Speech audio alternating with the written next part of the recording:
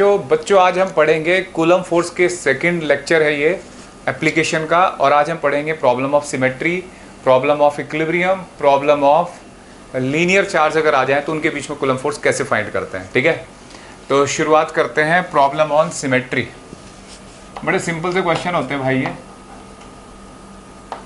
Problem on symmetry. पिछली class का सारा होमवर्क कंप्लीट कर लिया होगा आप लोगों ने, उम्मीद करता हूँ। तो देखो, जैसे दो आइडेंटिकल चार्ज हैं, ठीक है, ऐसे ये पॉइंट P है, R डिस्टेंस है, ये R डिस्टेंस है, ठीक है। तो हमसे पूछा जा रहा है कि यहाँ पर अगर एक चार्ज रखा हो तो उस पर कितना फोर्स होगा। तो बड़ी सिंपल सी बात है बच्चों, जितना फोर्स ये चार्ज लगाएगा इधर की तरफ उतना ही इधर से, तो नेट फोर्स क्या हो जाएगा, 0। तो ये सिमेट्री का क्वेश्चन था, दोनों तरफ सिमेट्रिकल चार्ज रखा हुआ था।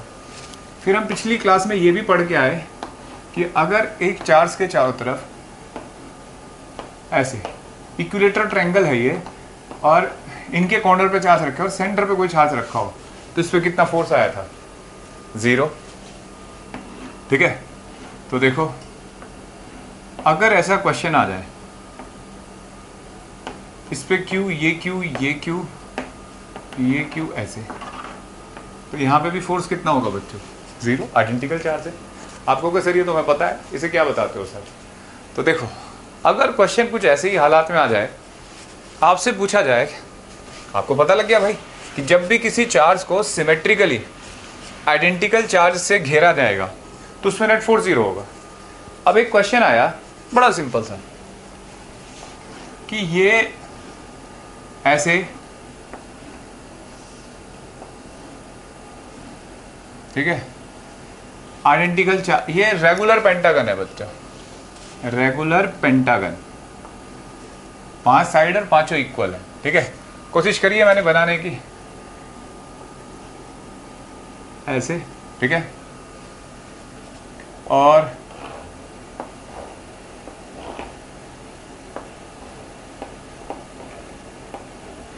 ऐसे इसके सेंटर पे एक चार्ज Q रखा है, यहाँ Q, यहाँ Q, यहाँ Q और यहाँ Q। ठीक है, 5 कॉर्नर है ना, पांचों पे नहीं रखा, सेंटर से हर कॉर्नर की डिस्टेंस दे रखी है R। क्लियर है बच्चों, सेंटर से हर कॉर्नर की डिस्टेंस है R है। फाइंड द, इसको Q नोट लिख लेते हैं, find the net coulomb force, coulomb force on Q note. Q note पे नेट कूलम फोर्स पूछ रहा है हमसे। तो देखो अगर हमने Q नोट पे नेट फोर्स फाइंड करना है, तो आप देख रहे हैं कि यार ये रेगुलर पेंटागन है, रेगुलर पेंटागन है, ये दे रखा है क्वेश्चन में। ठीक है,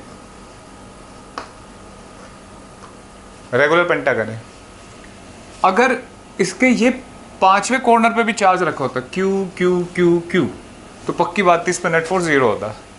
लेकिन ऐसा तो नहीं है, केवल किस पे है फोर्स, इस पे तो खाली है जगह ये। तो अगर मान लो हमें ये कंसेप्ट, हम बिना कंसेप्ट के करें तो एक तरीका ये, इस पे फोर्स F नोट ऐसे, उस पे F ऐसे, ऐसे सॉल्व करते जाओ, रिजॉल्व करते जाओ, कल तक नहीं होना ऐसे, ये मुश्किल एंगल है इसमें। तो फिर क्या करें, तो एक बच्चे ने बताया कि सर मान लो अगर यहाँ रखा होता चार्ज तो फिर फोर्स कितना होता, तो 0 होता। तो सोचो सर, अगर इसको हटा लो, ठीक है, अगर इन सब की वजह से भाई, अच्छा 2 क्वांटिटी है वेक्टर क्वांटिटी, उनका रिजल्टेंट कब 0 होता है बच्चों, बताओ जरा। 2 वेक्टर क्वांटिटी का रिजल्टेंट कब 0 होता है, जब वो अपोजिट हो और इक्वल हो, तभी तो रिजल्टेंट 0 होता है। तो मानो कि जैसे तुमने ये यहां रखा, ठीक है, आइडेंटिकल चार्ज जैसा ये रखे हुए थे ऐसा, उसे यहां रखते ही फोर्स ऐसे आ गया। ठीक है, मैं इसको लिख देता हूं F डैश आ गया, ऐसे ही आएगा भाई, रिपेल करेगा उसको। तो जो इन चारों का फोर्स होना चाहिए, अगर भैया अब फिलहाल नेट फोर्स कितना है इस पे, 0, इसके आते ही ये फोर्स आ गया, तो ये फोर्स किसके इक्वल अपोजिट होना चाहिए, इन सब के फोर्स के ना, बोलो, जो 4 चार्जेस की वजह से फोर्स है ना, ड्यू टू 4 चार्जेस, मैंने F4 लिखा है, होना चाहिए नहीं, बस आ गया आंसर। यानी कि F dash minus F four equal to 0, force due to 4 charges will be equal to F dash, और कितना आ जाएगा यहाँ से, एफ डैश कितना है 1/4 by epsilon not Q not by R square. सोचो, यानी कि बाकी जो 4 चार्ज हैं उसका फोर्स इन अकेले चार्ज के बराबर है। सर ऐसे कैसे हो गया? तो भाई ये कुछ ऐसे हुआ होगा जैसे स्क्वायर है, ठीक है, उसके 4 कॉर्नर हैं, अगर इन 3 को इनको हटा दूं तो इन 2 का तो कैंसिल हो जाता है ना। इस अकेले का किसके बराबर होना चाहिए, ऐसे इसके, तभी तो 0 आएगा। तो इन चारों के कुछ कंपोनेंट कैंसिल हो रहे होंगे, बस इतना बच रहा होगा, वो इसने रखते ही 0 कर दिया। ठीक है, तो क्या फंडा सीखा कि जब भी ऐसा क्वेश्चन आए तुम्हें लगे कि यार पूरी सिमेट्री है ज्योमेट्री में, लेकिन एक जगह खाली पड़ी है, वैकेंट पोजीशन है, तो वैकेंट पोजीशन को भर दो, और उस अकेले की वजह से जो फोर्स होगा वही सब की वजह से होगा, क्योंकि उसके रखते ही 0 हो जाता है ना। तो ये याद रखना है। अब देखो बच्चों, अब कुछ स्पेशल केस देखो, जैसे इसी तरीके के कुछ केस होते हैं, उनमें सीमेंट बिल्कुल आइडेंटिकल चार्ज तो नहीं रखा होता, लेकिन कुछ इस तरीके से वैल्यू रखी होती है कि कैलकुलेशन इजी हो सकती है। जैसे देखो,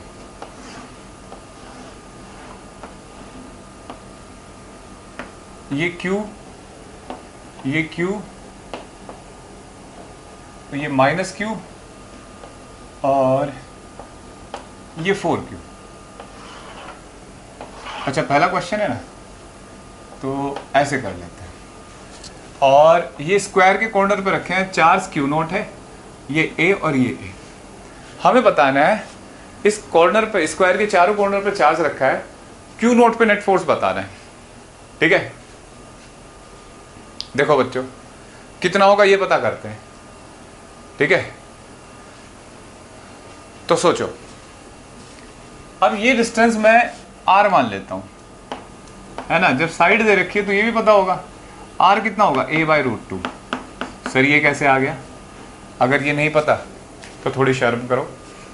ठीक है, अब देखो, इस कॉम्बिनेशन जब भी ऐसा दिखाई दे यार, Q, 2Q, 3Q, -4Q, Q का मल्टीपल है, तो जो सबसे छोटा कॉम्बिनेशन है उसका फोर्स कितना होगा। जैसे इसका देख लिए, मैंने इसको F नोट लिखा, कितना है ये, Q not by R square. Clear है? इन दोनों के बीच में, इन दोनों के बीच में पता करूं तो मैग्नीट्यूड वाइज तो इतना ही होगा, इन दोनों के बीच में पता करूं तो मैग्नीट्यूड वाइज इतना ही होगा, लेकिन इसके बीच में कितना होगा, यहां Q की जगह 2Q आ जाएगा, तो 2 टाइम्स हो जाएगा ना इस फोर्स का। तो सोचो, अगर ये Q, इस पे Q नोट पे फोर्स F नोट लगा रहा है इधर, और 2Q Q नोट पे फोर्स लगा रहा है कितना, 2F नोट लगा रहा है ना वो इधर की तरफ, और ये -Q Q नोट पे फोर्स लगा रहा है इधर, इधर की तरफ। ठीक है, Q नोट पे इधर की फोर्स लगा रहा है ऐसे, और ये इस पे इधर लगाएगा उतना ही। तो देखो ये तो कट गया, और ये कितना हो गया, 2 फोर्स बचे, 2F नोट इधर, है ना, और F नोट इधर। तो नेट फोर्स कितना होगा बच्चों, net force 2F note minus F note कितना आएगा, F। और F नोट की वैल्यू कितनी होगी बताओ, K Q not Q by R square. Net force इतना आएगा। और अगर आप इस तरीके से ना करते तो लेंथी था क्वेश्चन। देखो इधर फोर्स कितना है, इधर कितना है, इससे सोचते रहते तो बड़ा इजी हो गया ना क्वेश्चन। अब एक क्वेश्चन तुम करोगे, क्लियर है ना, एक क्वेश्चन मैं तुम्हें देता हूं।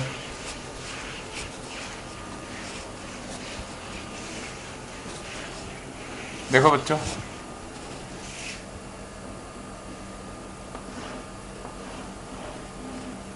ऐसे लिखते हैं, Q 2Q 3Q 4Q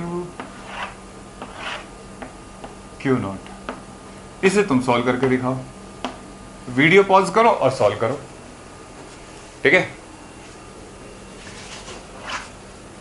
देखो बच्चों, ट्राई कर लिया होगा आप लोगों ने। अब मैं सॉल्व करता हूँ। क्यू नोट के बीच में फोर्स बच्चों रिपल्सिव होगा, है ना। अच्छा, इसका फोर्स लिख लेते हैं, ये आर डिस्टेंस मान लेते हैं, K Q not by R square, ठीक है। तो ये क्या हो जाएगा बच्चों, एफ नोट इनके बीच में, इन दोनों के बीच में। सोचो यहाँ क्यू नोट इंटू 3Q, तो 3F नोट होगा, ठीक है। इन दोनों के बीच में Q note 2Q, force 2F note होगा, ठीक है। इन दोनों के बीच में फोर्स 4F नोट होगा, ठीक है। बोलो, समझाई इतनी बात। अब देखो तुम,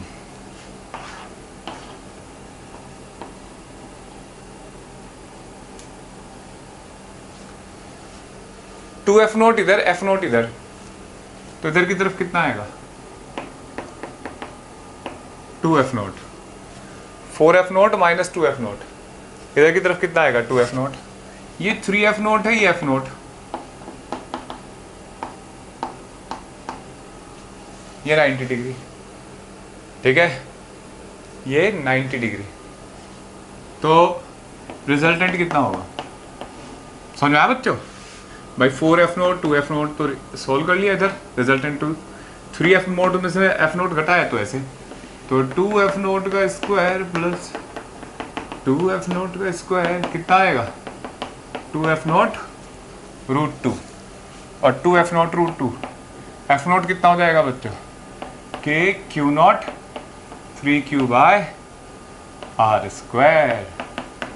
क्लियर है। सोचो, ये आ गया। अब देखो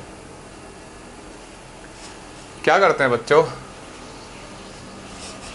अब इस तरीके का कोई भी क्वेश्चन होगा तो तुम्हारी रिस्पॉन्सिबिलिटी है। आगे बढ़ जाते हैं, नेक्स्ट पॉइंट। देखो बच्चों,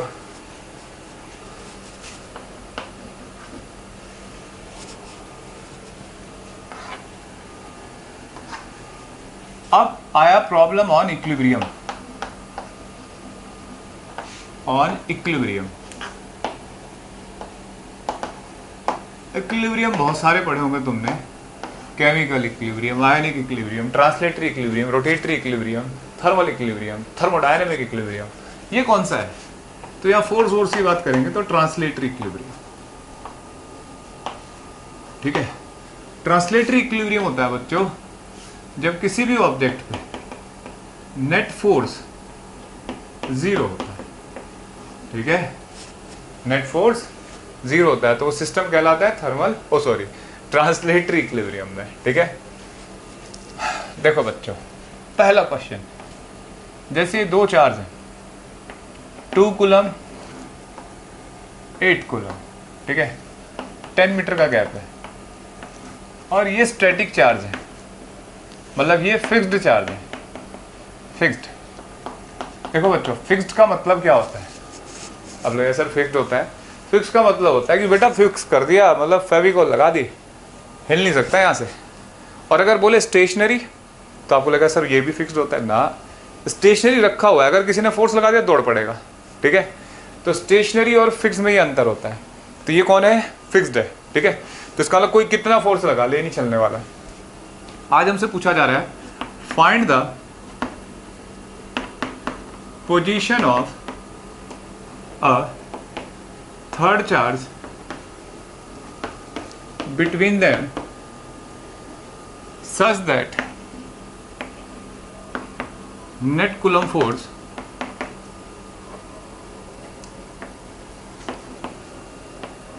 on it is 0, ठीक है। Net coulomb force on it is 0, मतलब उस थर्ड चार्ज की पोजीशन बतानी है कि उसे कहाँ रखें ताकि उस पर नेट फोर्स 0। अब एक बच्चा कहता है सर मैं सॉल्व करते हैं, अगर आप कर सकते हो तो वीडियो पॉज करो और सॉल्व करो। देखो बच्चों, वीडियो पढ़ने का तरीका यही है, मान लो 1 घंटे का लेक्चर देखा, फिर उसके बाद आप पढ़ रहे हो, उससे अच्छा है कि आपने एक क्वेश्चन देखा, आप पहले वीडियो पॉज करके उससे सोचो क्या हो सकता है, उसके बाद इसको देखो, तो यहीं पे आप इसे 1 घंटे का 1.5 घंटा बन जाएगा आपका, लेकिन समझ में आ जाएगा सही से। ठीक है, तो वीडियो से पढ़ने के फ़ायदे बहुत हैं। एक फ़ायदा ये भी है कि अगर क्लास में पढ़ाता है टीचर थोड़ी रुकता है कि सर रुको जरा, आप रोक सकते हो टीचर को, है ना, और फिर क्वेश्चन कर सकते हो। तो देखो मैंने क्या काम किया बच्चों, मैंने सोचा यार यहाँ रख के देख लेता हूँ थर्ड चार्ज को। तो देखना भाई, ये पॉजिटिव पॉजिटिव इसको रिपेल करेगा, वो पॉजिटिव भी रिपेल करेगा, ये तो नहीं रुकने वाला। हमें चाहिए such that net force on it zero और इक्विलिब्रियम भी बोल सकते थे। तो यहाँ तो नहीं बनेगा, सर यहाँ रख दूँ, देख लो ये भी रिपेल करेगा, वो भी रिपेल करेगा, यहाँ भी नहीं रुकेगा। सर अगर मैं नेगेटिव रख दूँ तो नेगेटिव ये भी खींचेगा उसे और वो भी खींचेगा, तो भी जीरो नहीं हो सकता। तो क्या करूँ सर? तो भाई यहाँ रख के देख लो जरा, है ना, और ये ए है और ये बी है, क्यू नोट, अभी साइन नहीं लेते, प्लस नहीं लेते। देखो अब इसको इधर करो, इस ए की वजह से फोर्स इस पर कैसे लगेगा इधर, और बी की वजह से वो गलत, दोनों पॉजिटिव है ना, तो बी की वजह से इधर लगेगा और ए की वजह से इधर। ठीक है, अब सोचो अगर इस पर नेट फोर्स जीरो लिखना है तो F A minus F B equal to zero, और एफ ए इक्वल टू क्या होना चाहिए बच्चों? एफ बी है। अब अगर एफ ए लिखना चाह रहे हो आप तो कितना हो जाएगा? के क्यू नॉट इंटू 2 अपॉन, ये डिस्टेंस क्या है बच्चों? एक्स का स्क्वायर, और के Q not 8 upon 10 minus x का होल स्क्वायर। के से के कट गया, क्यू नॉट से Q not, 1 upon X square 8 upon 10 minus x का होल स्क्वायर, तो ये कट जाएगा ना 2 से 4। सोचो बच्चों, इक्वल एंड अपोजिट फोर्स रख दिया, अगर इधर से x है तो इधर से कितना होगा? 10 माइनस एक्स। यहीं पर रूट ले लो। अब एक बच्चा ऐसे स्क्वायर इधर जाता है, इधर जाता है, फिर क्वाड्रेटिक बनाता है, फिर फंस जाता है, तो यहीं पर रूट ले लो दोनों तरफ। तो x 2 upon 10 minus x, plus minus दो वैल्यू आती है रूट में, लेकिन हम नेगेटिव को डिस्कार्ड कर देंगे, नेगेटिव लोग हमें पसंद नहीं है। 2x कितना आएगा यहाँ से? 3x equal to 10, x equal to 10/3। ठीक है, इधर से 10/3, तो इधर से कितना हो जाएगा? 10 में से 10/3 घटाओ, तो इधर से तो 20/3 आएगा और इधर से 10/3। अच्छा, किसके नज़दीक होगा ये पॉइंट? इस वाले के। क्यों? क्योंकि ये छोटा चार्ज है, तो नज़दीक होगा तो फोर्स बैलेंस हो पाएगा उसका, उसके इलाके में जाके ये इतना बैलेंस नहीं कर पाएगा, फोर्स बराबर चाहिए ना फोर्स, तो छोटे चार्ज के पास होगा ये पॉइंट। ठीक है, इसको न्यूट्रल पॉइंट भी बोल सकते हो, क्योंकि यहाँ नेट फोर्स जीरो है। अच्छा, अगर ये पॉजिटिव चार्ज है तो इसको थोड़ा इधर डिस्प्लेस करके देखो क्या होगा बच्चों। जैसे इधर डिस्प्लेस करोगे नेट फोर्स उधर से बनेगा, ये वापस आएगा, तो ये इधर छोड़ोगे इधर वापस आएगा। तो इस लाइन के लॉन्ग, एक्स एक्सिस के लॉन्ग, ये स्टेबल इक्विलिब्रियम है। स्टेबल क्यों? क्योंकि इसे डिस्प्लेस कर रहे हैं तो वापस आ रहा है। ये बड़ा है स्टेबल इक्विलिब्रियम मैकेनिक्स में। एक स्फीयर को ऐसे रख दो, वो वापस नहीं जाता है, तो ये स्टेबल इक्विलिब्रियम हुआ। क्लियर है बच्चों? तो देखो नेक्स्ट पॉइंट। और अच्छा, अगर सर नेगेटिव हो तो देखो, नेगेटिव होगा तो ये इधर खींचेगा इसको, ये इधर सेम पोजीशन होगी। इसका मतलब ये चार्ज कितना होगा? एक कहता है मैं तो सर 3 कूलम रखूंगा, चाहे जो रख लो, इस जगह आपने जो भी चार्ज रखा उस पर नेट फोर्स जीरो आएगा। ठीक है। अच्छा, कुछ लोग इसका शॉर्टकट मांगते हैं, तो देखो इसका शॉर्टकट क्या हो सकता है? जैसे Q1 है, ये Q2 है, ये डिस्टेंस है R, तो मान लो ये पॉइंट पता करना है तुम्हें, और यहाँ Q2 बड़ा है Q1 से, तो देखो आंसर होता है x होता है R upon under root Q2/Q1 + 1। ठीक है, इससे डायरेक्ट आ सकता है। तो पिछले क्वेश्चन में देखो कैसे आएगा, R था 10, Q2 कितना था 8, और ये 2 था +1। देखना 10 अपॉन 2 चौक 8, 4 और 4 का रूट 2, 2 + 1 10/3। ठीक है, ऐसे लिख सकते हो। तो वैसे ऐसे शॉर्टकट के चक्कर में पढ़ना नहीं चाहिए, आपको बता दिया क्योंकि किताब में रहता है। ठीक है, देखो बच्चा,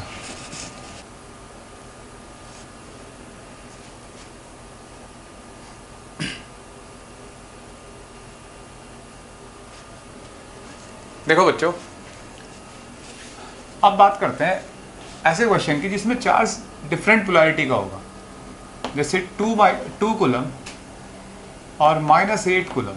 ठीक है, डाटा लगभग एक जैसा लिया, ये 10 मीटर। ठीक है, अब पूछ रहा है कि बेटा बताओ थर्ड चार्ज कहाँ रखें ताकि वो थर्ड चार्ज इक्विलिब्रियम में हो। Find the position of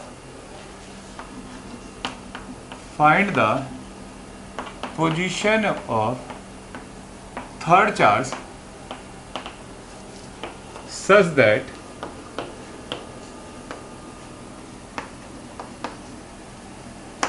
third charge remain in equilibrium, remains in equilibrium। ठीक है, देखो बच्चों, अब क्वेश्चन है कि थर्ड चार्ज अगर हम यहां रख दें, जैसे इसके अंदर रख दिया, तो ये पॉजिटिव रिपेल करेगा ना, तो ये F1, और सॉरी बाहर रख के देखते हैं, नहीं चलो ये रख लिया, ये रिपेल करेगा तो ये F1, और ये डिफरेंट काइंड है तो ये अट्रैक्ट करेगा। भाई ये दोनों फोर्स तो एक ही डायरेक्शन में हो गए, तो रिजल्टेंट 0 आ पाएगा नहीं। तो इसका मतलब रिजल्टेंट 0 लाने के लिए ये सही पोजीशन नहीं है। अब देखो, अगर मैं यहां रख दूं Q0, तो ये अट्रैक्ट करेगा और ये क्या करेगा, रिपेल। ठीक है, तो ये पॉजिटिव नेगेटिव अट्रैक्ट करते हैं और ये पॉजिटिव क्या करेंगे, रिपेल। हाँ, यहां तो अपोजिट आ रहा है फोर्स, लेकिन बच्चों ये डिफरेंट काइंड चार्ज है। ठीक है, डिफरेंट काइंड चार्ज है और फोर्स अपोजिट आ रहा है, सही बात है। लेकिन अच्छा एक बात बताओ, फोर्स मान लो 2 है, F1 F2। ठीक है, F1 और ये F2 इसका। 0 लाने के लिए वेक्टर अपोजिट डायरेक्शन में हो, ये अच्छी बात है, लेकिन इक्वल भी तो होने चाहिए। आप सोचो, इन दो चार्ज का प्रोडक्ट देखो और इन दो चार्ज का प्रोडक्ट देखो, कौन सा प्रोडक्ट बड़ा है, ये, और डिस्टेंस भी इसकी कम है, तो फोर्स ज्यादा नहीं लगाएगा ये। फोर्स क्या होता है, K × Q × Q0 upon distance, मान लो ये x है, तो ये x², तो ये वैल्यू देखो, ये बड़ी और ये कम, और यहाँ 10 + x होगी इस वाले फोर्स के लिए। तो इसका मतलब जो फोर्स है ये F1 F2 कभी बराबर नहीं हो सकते यहाँ, है ना, हमेशा इसका फोर्स ज़्यादा होगा बड़े चार्ज के इलाके में ये। ठीक, ये कुछ ऐसे है जैसे मून पे, अर्थ के सरफेस पे कोई ऑब्जेक्ट रखा है, कभी ऐसा हो सकता है मून के सरफेस पे जाके गिर जाए, अर्थ के इलाके में तो अर्थ खींचेगी ना अपनी तरफ। तो इसका मतलब हमें ऐसे केस में अगर न्यूट्रल पॉइंट ढूंढना है, तो न्यूट्रल पॉइंट बच्चों छोटे चार्ज की तरफ होगा, हमेशा याद रखना है। देखो यहाँ x डिस्टेंस रख लिया, इसका नाम ये रख लो, इसका b, तो a की वजह से फोर्स किधर होगा, इधर। ठीक है, और b की वजह से किधर होगा, सोचो, ओ याद रखिए, b सिमिलर काइंड चार्ज नहीं, डिफरेंट काइंड चार्ज है ना, प्लस प्लस, तो इधर प्लस माइनस, तो FB ऐसे होगा। ठीक है, तो देखो F और FAB ये बराबर हो, इसके लिए नेट फोर्स 0 होगा तभी ना। तो FA कितना होगा, K Q0 2/x², K × 2 upon 8 × 10 + x का होल स्क्वायर। ठीक है, समझाया बच्चों। 8 × Q0, Q0 से Q0 कट जाएगा, K से K, तो 2/x², 8/10 + x का होल स्क्वायर। ये 4 आ गया कट के, तो इसको 4 कर देते हैं, यहाँ रूट ले लो, फिर वही बात है, 1/x 2/10 + x, क्रॉस मल्टीप्लाई करो 2x, x = आ जाएगा 10। क्लियर है बच्चों। तो इस तरीके से ये 10 मीटर आ गया। अब देखो इसको तो हैंडल कर लिया हमने भाई। अगर अब एक क्वेश्चन दिखाता हूं तुम्हें, थोड़ा ध्यान से पढ़ना होता है क्वेश्चन को, छोटी सी बात पे डिफरेंस आ जाता है क्वेश्चन में। क्या डिफरेंस है देखो, ये 2 कूलम, ये 8 कूलम, 10 मीटर गैप है, ठीक है। क्वेश्चन आया फाइंड द, इसका नाम है ए, इसका नाम है B, find the position and magnitude of third charge between them such that A and B should be in equilibrium। समझाए बात, इक्वली और इक्विलिब्रियम। हमसे पूछा जा रहा है position and nature of third charge बताओ कि ए और बी इक्विलिब्रियम में हो। अब तक क्या हो रहा था बच्चों, ए और बी, इस क्वेश्चन को ध्यान से पढ़ो, वीडियो पॉज करके सॉल्व करो। अगर तुमने ऐसा किया होगा तो तुम देखा होगा ज्यादातर गलती ये हुई होगी तुमसे, तुमने क्यू नोट रख दिया बीच में, फोर्स कैलकुलेट करा, क्यू नोट कट गया दोनों साइड से, क्यू नोट की तो वैल्यू नहीं पता लग रही है, और पोजीशन तुम्हें पहले करा चुका हूं मैं। तो इस क्वेश्चन में और उसमें अंतर है। जो पहले मैं क्वेश्चन कराया अब तक वो थर्ड चार्ज जो होता था उसके इक्विलिब्रियम का क्वेश्चन था। आज किसके इक्विलिब्रियम का क्वेश्चन है, ए एंड बी के इक्विलिब्रियम का क्वेश्चन है, ए और बी इन दोनों के। तो डिफरेंट क्वेश्चन है ये। तो कैसे करें, तो देखो बच्चों, अगर ये क्यू नोट चार्ज में यहाँ रख दूँ, समझ में आया, इनके इक्विलिब्रियम देखने हैं।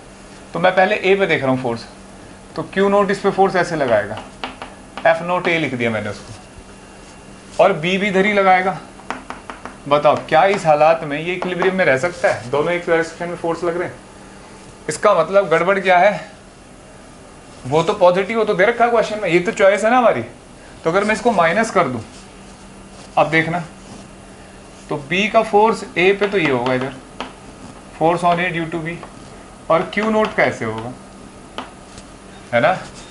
अब ये इक्विलिब्रियम में हो सकता है अगर एक्सिस्टेंस पे रखें, और इसके इक्विलिब्रियम के लिए force on B due to A ऐसे होगा, और force on B due to Q naught ऐसे होगा। तो ये डिस्टेंस कितनी है, 10-6। अब आपको क्या करना है बच्चों, इन दोनों के इक्विलिब्रियम सोचने। For A, F not A equal to क्या होना चाहिए, एफ ए बी। तो एफ नोट ए कितना होगा, K into 2 into Q not upon X square. A B के लिए कितना होगा, के इंटू 2 इंटू 8 अपॉन 10 का स्क्वायर। क्लियर है, देखो बच्चों। अच्छा, फॉर बी, बी के लिए force on B due to Q naught, force on B due to A. तो K into Q naught upon 8 into, भाई बी और क्यू नॉट के बीच का फोर्स देखो, 10 - x का होल स्क्वायर, और इन दोनों के बीच का ये तो यही होगा, k इंटू 2 इंटू 8 अपॉन 10 का स्क्वायर। क्लियर है। अब देखो ये दोनों इक्वेशन कह रही हैं कि सर हमारे तो राइट साइड दोनों के इक्वल है, तो हमारे पास अननोन कितने हैं, ये देखो क्यू नॉट और x। एक इक्वेशन ये है, एक ये है, तो इजीली सॉल्व हो सकते हैं। तो अगर तुम इन दोनों के फर्स्ट और सेकंड को इक्वेट कर दो, देखो k into 2 Q naught upon X square, पहले क्योंकि x सॉल्व कर लेते हैं, क्यू नॉट से क्यू नॉट कट गया, k से k, ये तो पहले जैसी इक्वेशन बन गई जो बहुत पहले करा था हमने क्वेश्चन। तो यहाँ से x आएगा, पक्की बात है 10/3। और यार सेम डाटा यूज़ किया मैंने, जब हम इसका इक्विलिब्रियम देखते थे ना तो इसकी पोजीशन भी यही आई थी। अभी तीसरा लास्ट थर्ड क्वेश्चन, और इस केस में अगर इनके इक्विलिब्रियम देख रहे हो तो इसकी भी पोजीशन यही आ रही है, तो बड़ी अच्छी बात है ये। और अब x की वैल्यू किसी एक में रख दो, जैसे इसमें रख देते हैं, यहाँ से Q नोट आ जाएगा। तो देखो आपने नोट कर लिया होगा ये, तो मैं यहाँ रख देता हूँ इसमें x की वैल्यू 10/3, तो k into 2 Q not upon 10/3 का whole square, k into 2 into 8 upon 10 का स्क्वायर, k 2 10 का स्क्वायर 8/9, जहाँ तक मेरी कैलकुलेशन है। ठीक है, अब माइनस में लेंगे। माइनस कैसे पता लगा? क्योंकि हमने यहाँ लिख लिया था। तो नेगेटिव में इतने कूलम चार्ज होना चाहिए ताकि ए और बी क्या रहे, इक्विलिब्रियम में। क्लियर है बच्चों? तो ये इस तरीके से हमने हर टाइप का क्वेश्चन देखा। अब आपका टेस्ट है, एक क्वेश्चन करते हैं। ठीक है, देखते हैं कौन सबसे पहले सॉल्व करेगा। ये एक स्क्वायर है मान लेते हैं, ठीक है, ऐसे ये Q, ये Q, ठीक है, ये Q नोट है बच्चों। Q नोट एक कॉर्नर पे रखा है, ठीक है, और यहां देखो इनको मानते हैं ये गिवन है, ये भी गिवन है, Q की वैल्यू गिवन है, मतलब Q गिवन डाटा है, Q नोट भी गिवन डाटा है, ये Q अननोन है। ठीक है, इसकी वैल्यू नहीं पता, ये साइड A है, ये भी A है, स्क्वायर है तो ऑब्वियसली होगी। ठीक है, हमसे पूछा जा रहा है what should be value of Q such that Q not will be in equilibrium। ठीक है, such that Q not will be in equilibrium। Note करो बच्चों और सॉल्व करो। देखो हमें Q नोट पे नेट फोर्स बताना है 0। ठीक है, देखो सबसे पहले तो सोचो अगर ये सारे पॉजिटिव हो तो उस पर फोर्स इधर बना देंगे। तो देखो F नोट का फोर्स इधर Q नोट का फोर्स मान लो ये F नोट है और ये भी सेम होगा। अच्छा देखो इक्वल है तो रिजल्टेंट किधर से जाएगा, इधर से, और कितना F नोट √2। याद है बच्चों, F नोट √2 भाई इक्वल वेक्टर है तो रिजल्टेंट F नोट √2 जाएगा। अब उस बैलेंस, इसे बैलेंस करने के लिए मैं मिटा देता हूं, इन दोनों का फोर्स का रिजल्टेंट इधर आ गया F नोट √2, और F नोट कितना इन दो सिंगल का लिख लेते हैं Q not by A square. समझ रहे बच्चों, दो फोर्स है F नोट, तो रिजल्टेंट F नोट √2 आ जाएगा। पिछली दो क्लास में हम ये कर रहे हैं, और ये प्लस है तो भाई अगर ये प्लस हुआ तो ये भी उधर ही फोर्स लगा देगा, तो बदतमीजी हो जाएगी। वो इक्विलिब्रियम में कहाँ रहेगा, हमें तो Q नोट इक्विलिब्रियम में रखना, तो ये माइनस होना चाहिए। सबसे पहले पता लगा, और इसका फोर्स मान लो F डैश है। ठीक है, वो किसके बराबर होना चाहिए इक्विलिब्रियम में, लाना है Q नोट को, तो 2F note F not √2। F note कितना होगा देखो, इसके और इसके बीच में Q नोट अपॉन A √2 का whole square equal to F not √2 Q not upon A square √2। K से K, Q नोट से Q नोट, और A स्क्वायर उड़ जाएगा। Q इक्वल टू कितना आ गया, Q 2√2, है ना। समझा बच्चों, देख लो।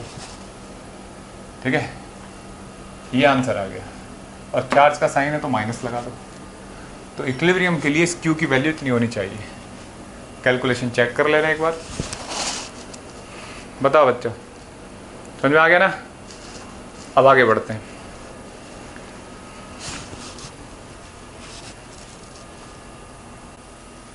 देखो बच्चों, अब तक मैंने जितने क्वेश्चन आपको कराए वो सब पॉइंट चार्जेस के बीच में थे। अगर पॉइंट चार्जेस ना हो, जैसे वायर आ जाए, सेमी सर्कुलर रिंग हो जाए, मतलब तब क्या किया जाता है, तो उसे समझने से पहले आपको थोड़ा सा लीनियर चार्ज डेंसिटीज जो होती हैं उनको समझना होगा।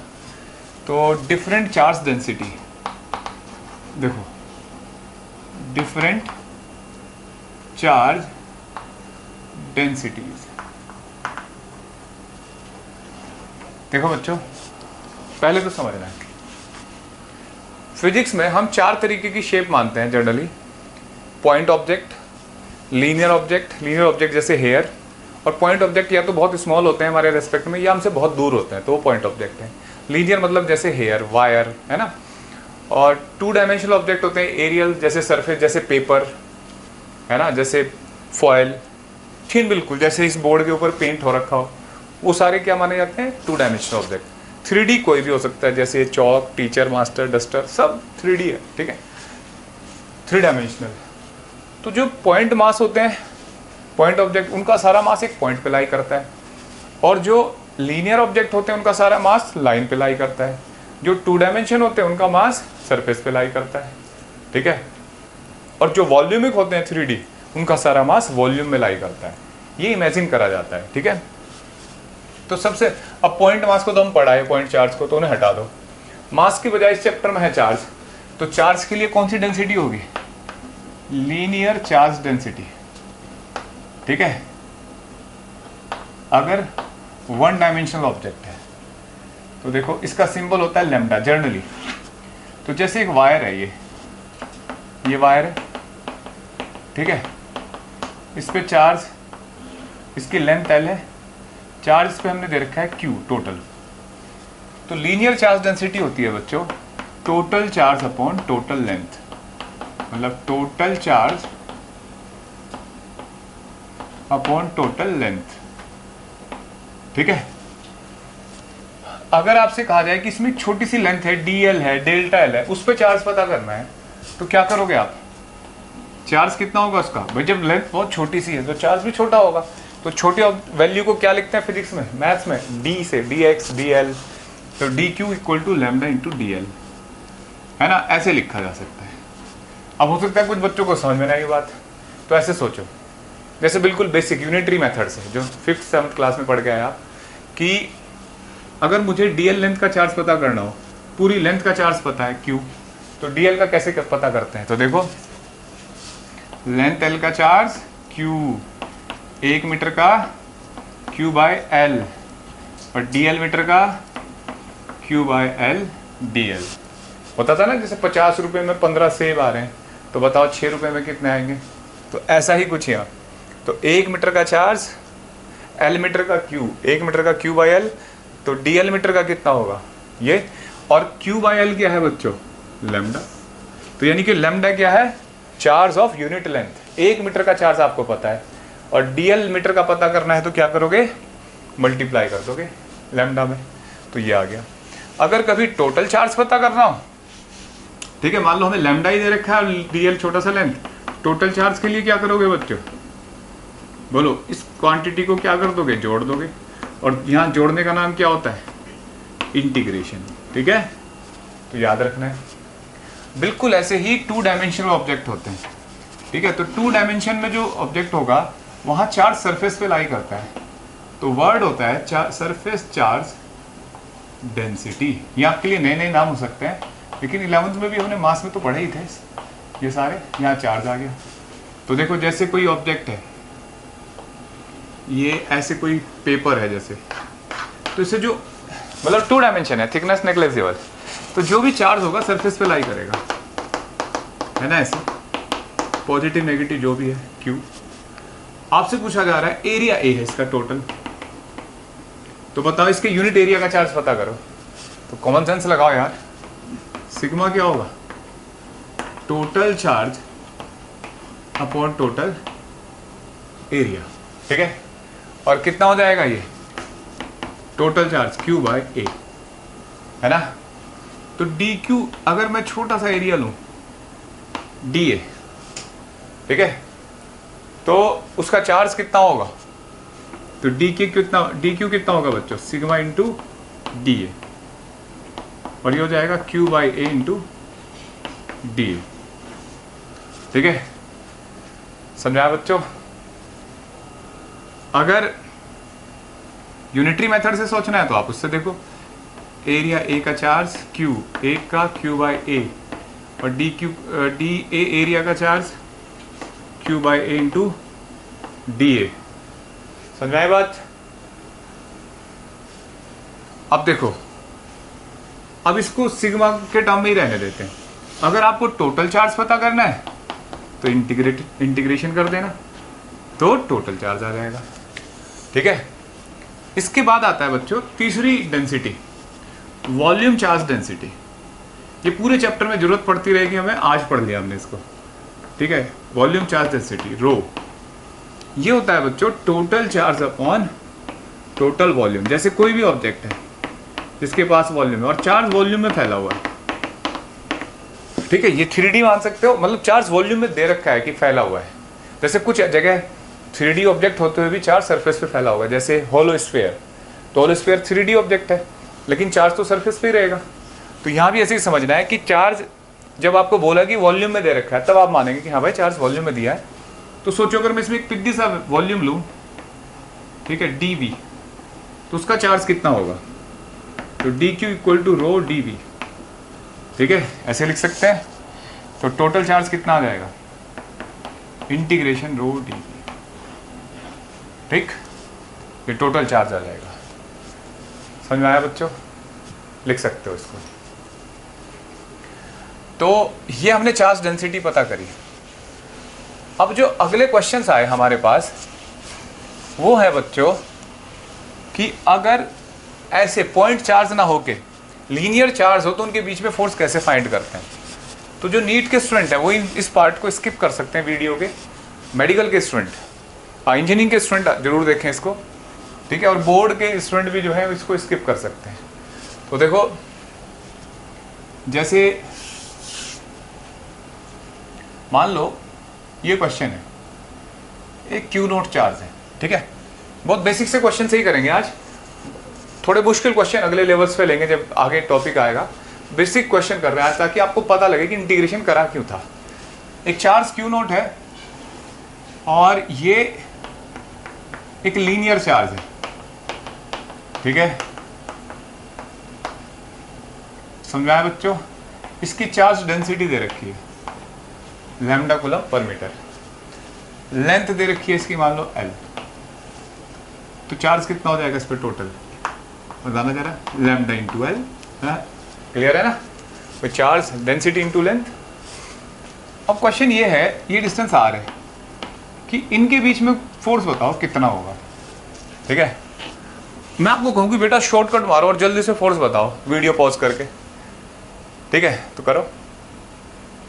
अगर आपने ऐसा किया होगा तो शॉर्टकट में ये किया होगा कि यार इसका चार्ज लैम्डा इंटू L, यहाँ मान लिया, इससे distance R plus L by 2 है ना। लेकिन ये गलती है, ज़्यादातर हम भी ऐसे ही करते थे जब हमें पहली बार देखा होगा क्वेश्चन। देखो बच्चों, वो जो फॉर्मूला था कूलम्स लॉ, वो किसके लिए था, पॉइंट चार्ज के लिए। ये तो पॉइंट नहीं है ना। लेकिन जैसा कि हमने देखा कि अगर कोई वायर है तो अगर हम इसे छोटे छोटे टुकड़ों में तोड़ दें ऐसे, तो सारे पॉइंट से मिलके बनेगा नहीं। ये आपको 11th में भी टॉपिक में पढ़ाया था आपको, कोई वायर छोटे छोटे एलिमेंट से मिलके बनता है। जैसे अगर मैं यहाँ छोटी छोटी डॉट बनाऊँ तो एक लाइन बनती जा रही है नहीं, तो कोई भी लाइन एक छोटे छोटे एलिमेंट से मिलके बनती है। तो देखो, ये डिस्टेंस है x और ये थिकनेस मान ली मैंने dx, और dx यहाँ एक छोटा सा एलिमेंट है। ठीक है, तो dq कितना होगा, इस छोटे से एलिमेंट का चार्ज पता कर लो। अच्छा वैसे चलो मैं थोड़ा और बेसिक सा बताता हूँ। जैसे आपने छोटे छोटे चार्ज मान लिए dq1 dq2 ऐसे ऐसे, dq3 भी, ये 1 2 3 ऐसे छोटे छोटे एलिमेंट हैं। ये सारे इस पे फोर्स ऐसे लगा रहे होंगे इधर की तरफ, df1 df2 सब लगा रहे होंगे इधर। तो नेट फोर्स इस पे कितना होगा, df1 df2, वो बहुत सारा ऐसे जोड़ते जाएंगे। इस जोड़ने का नाम क्या होता है, जब कंटिन्यूस वेरिएबल जुड़ते हैं बताओ बच्चों, इंटीग्रेशन, ठीक है, df। अब सोचो, अब इसको हटा लेते हैं, यानी कि हमें कंसेप्ट समझ में आ गया भाई क्यों कर रहे हैं ऐसा। अब x डिस्टेंस पे एक एलिमेंट लिया, ठीक है बच्चों, जिसकी लेंथ कितनी है dx। तो इनके बीच में फोर्स कितना होगा बच्चों, बताओ, k q not dq by X square, होगा नहीं होगा, इन दो के बीच में बस। और dq कितना होगा, किसी लेंथ का चार्ज कैसे लिखना सिखाया था अभी थोड़ी देर पहले, कि लैम्डा में लेंथ मल्टीप्लाई कर दो तो उस पर्टिकुलर लेंथ का चार्ज आ जाता है, ठीक है। अब देखो, k q not lambda dx upon X square, ठीक है, कांस्टेंट बाहर आ गया, k q not lambda x की पावर -2 dx। अब ध्यान से देखो, x के रेस्पेक्ट में इंटीग्रेशन हो रहा है, तो सारे एलिमेंट कंसीडर करने होते हैं। यहाँ नीचे लिखते हैं फिजिक्स वाले लोअर लिमिट, ऊपर लिखते हैं अपर लिमिट। मैथ्स वाले, फिजिक्स वाले क्या लिखते हैं, नीचे इनिशियल वैल्यू और अपर, मतलब बोलते हैं, मतलब होता तो सबके लिए सेम ही है, और अपर वैल्यू को क्या बोलते हैं, फाइनल वैल्यू। तो x की इनिशियल वैल्यू कहाँ है, सबसे पहला एलिमेंट कहाँ है, तो यहाँ है ना, देखो यहाँ है नहीं, ना यहाँ ना यहाँ पे, और कितना होगा वो r, तो x यहाँ r के बराबर है। और सबसे आखिरी एलिमेंट इस वायर पे यहाँ है, तो x की वैल्यू कितनी हो जाएगी बताओ, l ये r प्लस l, ठीक है, तो r से r प्लस l, क्लियर है। तो k q not lambda x की power -2 + 1 upon -2 + 1 r to r plus l, तो k q not lambda -1/r, ठीक है बच्चों, -1/x, इंटीग्रेशन आता है सबको, r to r plus l। जब इसे सॉल्व करोगे बच्चों, k q not lambda -1/r plus 1/r plus l, ऐसे लिख सकते हैं, ठीक है। नहीं, पहले r प्लस l रखते हैं बच्चों लिमिट, तो माइनस बाहर ले लेते हैं, 1/r प्लस l, फिर -1/r, तो सॉल्व करके आएगा ये, r कट जाएगा, l into r/r plus l, ठीक है। और -l माइनस प्लस हो जाएगा, तो फोर्स आ गया, पूरी वैल्यू लिख लेते हैं, k q not lambda l upon r into r plus l, ये फोर्स आ गया बच्चे, ठीक है, समझ में आया। तो इस तरीके से नेट फोर्स आया। अगर यही क्वेश्चन में आ जाए कि वायर लॉन्ग है, इनफाइनाइट है, ठीक है, तो अगर इनफाइनाइट वायर हो जाए तब कितना फोर्स होगा, तो एक बच्चा कहता है सर इन्फिनिटी, नहीं, इन्फिनिटी नहीं होगा। आपको क्या करना होगा बच्चों, चेक करना होगा। आप सोचो इन्फिनिटी कैसे हो जाएगा, वायर भी तो दूर होता जाएगा ना भाई, वायर बढ़ता जा रहा है लेकिन दूर भी तो होता जा रहा है, डिस्टेंस कम होती जा रही है, तो फाइनाइट फोर्स आना चाहिए। तो आप इसमें एल की जगह इन्फिनिटी रख दो। तो एक बच्चा क्या करता है, लो सर एल ऐसे है ना, आर प्लस एल, यहाँ भी इन्फिनिटी रख देते हैं, यहाँ भी इन्फिनिटी, और बोलता है सर अनडिफाइन हो गया, जीरो हो गया। नहीं, ऐसे नहीं रखते लिमिट। फॉर लॉन्ग वायर, देखो ध्यान से सुनना, ये मैथ्स में सिखाया जाता है, एल टेंस टू इन्फिनिटी, तो ये हो जाएगा के क्यू नॉट, लिमिट रखने के लिए एल को डिवाइड करो, अपने आंसर को इन्फिनिटी से बचाना होता है, रूल सिखाया जाता है मैथ्स में। तो एल अब इन्फिनिटी रखो, तो समथिंग अपॉन इन्फिनिटी क्या हो जाएगा बच्चों, भाई आप समझे, एल डिवाइड कर दिया, यहाँ 1 हो गया r/l, तो ये 0 हो जाएगा, के क्यू नॉट बाय आर, ये फोर्स आ गया। कब, जब एक लॉन्ग वायर के सामने एक चार्ज रखा हो, तो इस चार्ज पे कितना फोर्स है, ये। अगर मैं कहूँ इस चार्ज से इस पे कितना फोर्स है, तो भी यही है। तो बच्चों आज हमने कूलम फोर्स के मैक्सिमम केस सॉल्व कर लिए, एप्लीकेशन सॉल्व कर लिया। अब चैप्टर आगे बढ़ेगा इलेक्ट्रिक फील्ड, ठीक है। तो आज की वीडियो यहीं समाप्त करते हैं। अब आप होमवर्क करेंगे, असाइनमेंट सॉल्व करेंगे। थैंक यू बच्चों।